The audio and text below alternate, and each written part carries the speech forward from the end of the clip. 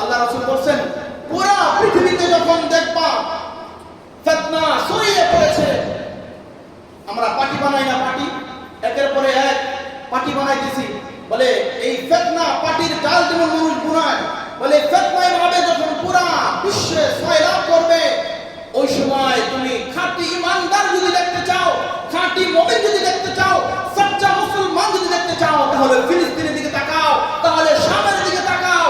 পুরা পৃথিবীতে অরাজকতার সৃষ্টি হবে, মুসলমানদের ঈমানের অবস্থা বড় বিপর্যয় হবে, দুর্বল হবে। ওই সময় যদি খাঁটি ইমানদার দেখতে চাও, খাঁটি মুসলিম মুমিন দেখতে চাও, তাহলে শামের দিকে তাকিয়ে দেখো, ফিলিস্তিনের দিকে তাকিয়ে দেখো। আমাদের ঈমান, আজকে আমাদের ঈমান এত দুর্বল হয়ে গেছে, অর্থ সম্পদের কাছে আমাদের ঈমান আজকে আমরা বিক্রি করে দিচ্ছি। সৌদি আরবের কথা বলেন, সৌদি আরবে বড় বড় ঘুমটা দিয়ে শায়েখরা রিয়ালের কাছে তারা তাদের ইসলামকে বিক্রি করে দিয়েছে। মুসলমান বিক্রি হয়ে যাচ্ছে, কিন্তু ফিলিস্তিনের মুসলমান কোন রিয়ালের কাছে, টাকা পয়সার কাছে, অর্থ সম্পদের কাছে তারা তাদের ঈমান বিক্রি করে নাই, বরঞ্চ ইসরায়েলের পারমাণবিক বোমা, বুলেটের গুলির মাধ্যমে নিজের জীবনকে ঢেলে দিয়েছে, শাহাদাতের পিয়ালা পান করে এরপরে তারা ঈমানের পরিচয় দিতেছে। তাহলে আল্লাহ রাসূল বলেন আখিরি জামানায়, শেষ জামানার মধ্যে যদি তোমরা ঈমানদার দেখতে চাও, যদি খাঁটি মুমিন দেখতে চাও, তাহলে শামের দিকে তাকাও, ফিলিস্তিনের দিকে তাকিয়ে দেখো, তারাই হবে খাঁটি মুসলমান।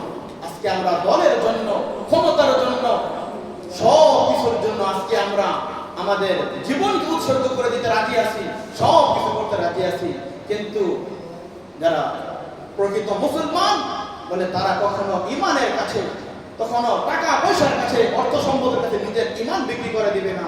তাজা বুকের খুন ঢেলে দিয়ে, বুলেটের গুলি খেয়ে তারা শাহাদাতের পেয়ালা পান করতেছে। তাকিয়ে দেখেন নবীর ভবিষ্যৎবাণী মিলে যাচ্ছে। আল্লাহ রাসূল বলেন যে শাম থেকে এমন একটি আগুন বের হবে, সাহাবায়ে কেরাম জিজ্ঞাসা, ইয়া রাসূলুল্লাহ তখন এই পরিস্থিতি, তখন আমরা কোথায়, কোন দিকে যাব? আল্লাহ রাসূল বলেন তখন তোমরা শাম দেশের দিকে অগ্রসর হও, শাম দেশের দিকে সেখানে যাও। বলে শাম দেশ থেকে ইসলামের খেলাফত সুপ্রতিষ্ঠিত হবে। আল্লাহ রাসূল বাংলাদেশের কথা বলেন নাই, সৌদি আরবের কথা বলেন নাই, অন্য কোন দেশের কথা আল্লাহ রাসূল বলেন নাই। বলছে আমেরিকার আজকের যে অহমিকাজি গর্ব অহংকার, বলে মানচিত্রে আমেরিকার নাম বন্ধ থাকবে না, ধূলিসাৎ হয়ে যাবে। হয়তো আমরা দেখতে পারবো না, পরবর্তী প্রজন্ম দেখতে পারবে এই শাম দেশ থেকে ইসলামী খেলাফত সুপ্রতিষ্ঠিত হবে। সারা বিশ্বে তারা এই সেখান থেকে সারা বিশ্ব শাসন করবে। ইমাম মাহদী আসার সময় হয়ে গেছে। কিয়ামতের যত আলামত আছে, অনেকগুলো আলামতের সাথে বর্ণনা মিলে যায়। কিয়ামতের আলামতের বর্ণনা করতে গেলে ঘন্টার পর ঘন্টা সময়ের প্রয়োজন। আল্লাহ রাসূল বলেছে যখন পুরা পৃথিবীতে মুসলমানদের বিপর্যয় শুরু হয়ে যাবে, ফিতনা ফাসাদ শুরু হয়ে যাবে, তখন ইমাম মাহদীর আগমন হবে। ইমাম মাহদীর আগমন দেখে তখন সকলেই তাকে চিনতে পারবে। তখন সমস্ত দেশ থেকে, পুরা বিশ্ব থেকে ইমাম মাহদীর হাতে বায়াত গ্রহণ করার জন্য মানুষ দলবদ্ধভাবে আসবে। বিশেষ করে খোরাসানের মুসলমান, তারা পদাতিক বাহিনী কালো পতাকা নিয়ে ইমাম মাহদীর কাছে তারা বায়াত হওয়ার জন্য আসবে।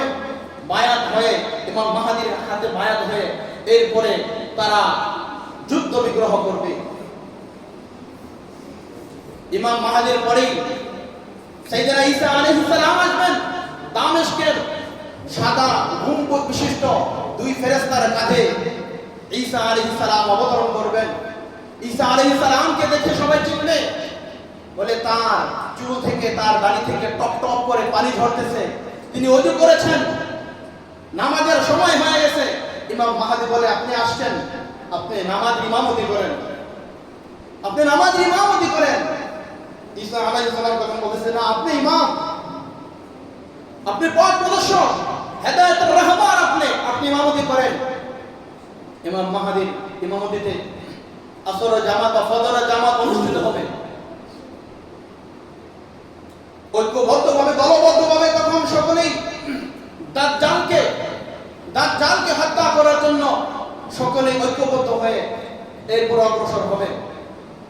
বলে লাইলাতুন ওয়াহিদা, এক রাতের মধ্যে ইমাম মাহদী আলাইহিস সালামকে আল্লাহ তাআলা পুরো বিশ্বের রাজত্বের ক্ষমতা এক রাতে আল্লাহ তাআলা তার হাতে আল্লাহ সুবর্দ করবে। আল্লাহ রাসূল ভবিষ্যৎবাণী বলে দাজ্জাল তামিম দারিমি হাদিস, লম্বা হাদিসের আলোচনা, তিনি বলতেছেন এই কথা যে আমরা যখন দাজ্জালের কাছাকাছি এক শহরে উপনীত হলাম, লোহিত সাগর পার হওয়ার পরে আমাদেরকে 3টা প্রশ্ন করা হয়েছে। আমরা 3টি প্রশ্নের উত্তর দিয়েছি। ওই 3 প্রশ্নের উত্তরের মাধ্যমে আমরা বুঝতে পেরেছি যে দাজ্জালের আবির্ভাব হয়েছে। বলে কিভাবে? দাজ্জাল প্রশ্ন করেছে, বাইসানের খেজুর বাগান এখনো কি আছে? বলে আছে। এখনো কি খেজুর হয়? বলে হয়। বলে এমন একটা সময় আসবে যে সময় বাইসানের ওই খেজুর বাগানে কোনো খেজুর আর হবে না। যদি খেজুর বাগানে খেজুর না হয় তাহলে দাজ্জালের আবির্ভাব হবে। খোঁজ নিয়ে দেখেন বাইসানের সেই খেজুর গাছের বাগানে খেজুর শুকিয়ে গেছে, আর কোনো ফল সেখানে হচ্ছে না। এরপরে তারবিয়ানের যেই কূপ, বলে সেই কূপের পানি, সেই নদী, সেই পানি শুকিয়ে যাবে। এই পানি এখনো কি আছে? বলে আছে। বলে একটা সময় এমন আসবে সেই বুস্তানের সেই সাগরের পানি শুকিয়ে যাবে। সর্বশেষ আরেকটি কূপের নাম বলছেন যে এই কূপের পানি সেখানেও শুকিয়ে যাবে। বলে একটা সময় এমন আসবে দেখবা ওই কূপের পানিও শুকিয়ে গেছে। এই 3টা আলামত দেখার পরে বলবা দাজ্জালের আবির্ভাব হয়ে গেছে। ইহুদি খ্রিস্টানরা বড় চৌকান না, তারা যখন এই 3 কথার প্রশ্নের উত্তর পাওয়ার পরে বুঝলো যে হ্যাঁ দাজ্জালের আবির্ভাব হয়ে গেছে, তাদের চিন্তা চেতনা মন মানসিকতা হলো দাজ্জালকে রিসিভ করার জন্য, তাকে স্বাগতম জানার জন্য। বলে 70,000 ইহুদি তারা ফিক করে রাখছে দাজ্জাল আসবে। দাজ্জাল আসার পরে দাজ্জালের সাথে সম্মিলিত হয়ে মুসলমানদেরকে কুচকাটার মতো কাটবে, খেলাফত তাদের কাছে থাকবে। বলে তাদের এই স্বপ্ন হলো ভুয়া স্বপ্ন। তাদের স্বপ্ন কিয়ামত পর্যন্ত বাস্তবায়ন হবে না। যদি দাজ্জাল আর ইহুদি খ্রিস্টানদের এই স্বপ্ন বাস্তবায়ন হয়, আল্লাহর কসম, তাহলে কোরআন মিথ্যা হবে, আল্লাহ রাসূলের হাদিস মিথ্যা হবে। তো বলছেন না,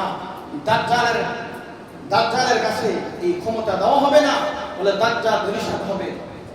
অবশেষে ইমাম মাহদী আলাইহিস সালাম এবং সাইয়েদনা ঈসা আলাইহিস সালাম এবং তার দলবল সহ যারা রয়েছে তারা দাজ্জালকে ধাওয়া করবে।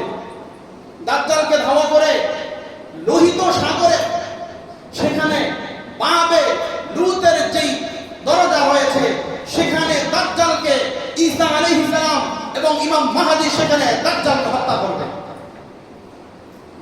দাজ্জালকে সেখানে হত্যা করবে। হিটলার বড় ভালো কাজ করছে। মানে হিটলার একাই প্রায় 30,000 ইহুদিকে হত্যা করেছে। কত?